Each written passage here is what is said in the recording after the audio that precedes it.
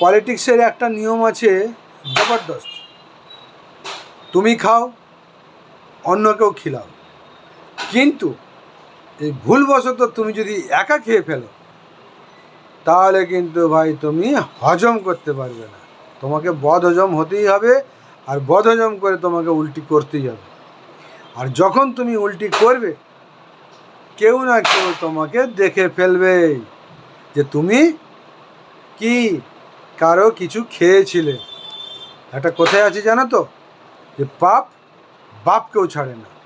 তাই যার খাবে যখন খাবে একটু ভেবে চিন্তে খাবে, নাহলে তুমি হজম করতে পারবে না। যতটা চাহিদা ততটাই খাও, কারণ চাহিদার বেশি খেলে সেটা খাবারই হোক আর ঘুষি হোক, হজম তুমি করতে পারবে না।